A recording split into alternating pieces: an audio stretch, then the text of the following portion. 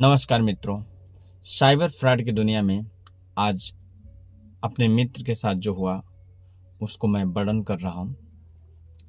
आज मैं जहाँ रहता हूँ वहाँ हमारे एक मित्र हैं और उनके बड़े भाई विदेश में रहते हैं।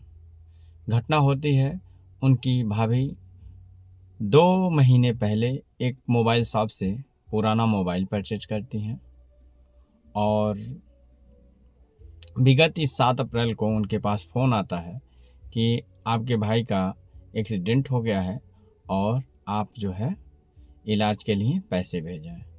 और सेम उनके भाई की आवाज़ में ही फ़ोन आता है कि बहन मेरा जो है एक्सीडेंट हो गया है और मैं इलाज में लखनऊ भर्ती हूँ और मेरे इलाज के लिए पैसा भेजिए। जब अपने भाई के पास दूसरे भाई के पास फ़ोन मिलाती हैं तब भी उसी के पास जाता है और वो बात उन्हीं की आवाज़ में करता है। वो अपने पिताजी के पास फ़ोन करती हैं तब भी वही फ़ोन उठाते हैं सब।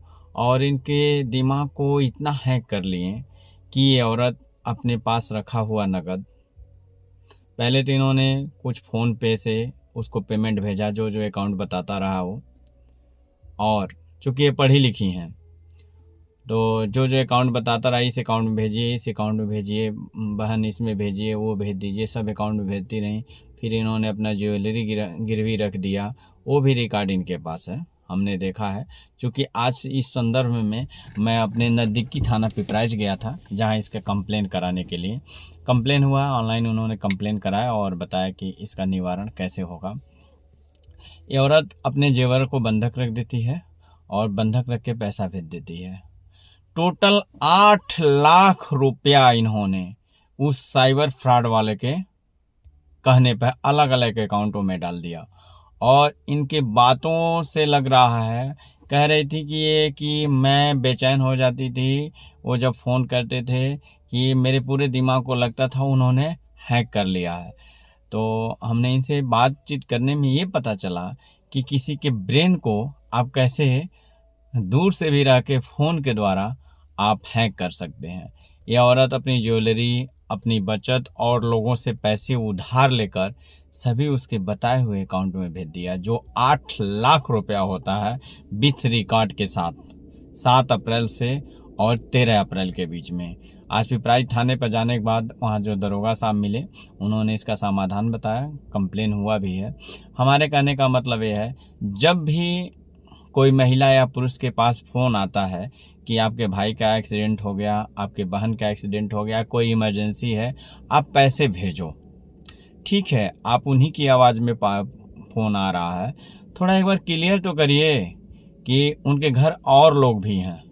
एक बार उनसे भी फ़ोन करके क्लियर कर लीजिए क्या है, इनका एक्सीडेंट हुआ है, बीमार हैं, इलाज हो रहा है कि नहीं हो रहा है, या खुद आप चले जाइए तब पैसा भेजिए।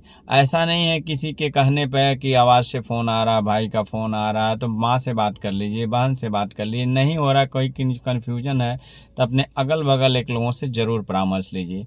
क्योंकि जो उस महिला ने 8 लाख रुपये अलग अलग अकाउंटों में डाल दिया भाई के इलाज के नाम पर, इसके ब्रेन को वास्तव में हैक कर लेते थे लोग, मतलब जो भी हो, लेकिन सम्मोहन तो कर ही लिया था।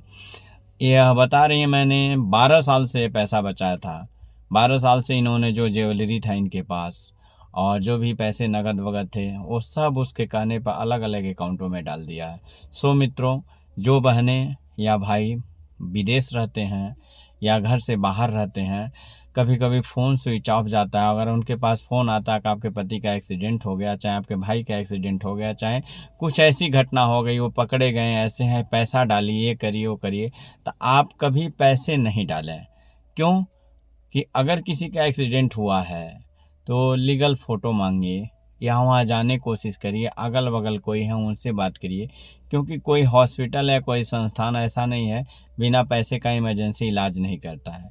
अगर लीगल है पूरा जांच पड़ताल करके ही पैसे भेजें, नहीं तो आपकी जो मेहनत की कमाई है कोई फ्रॉड कर लेगा।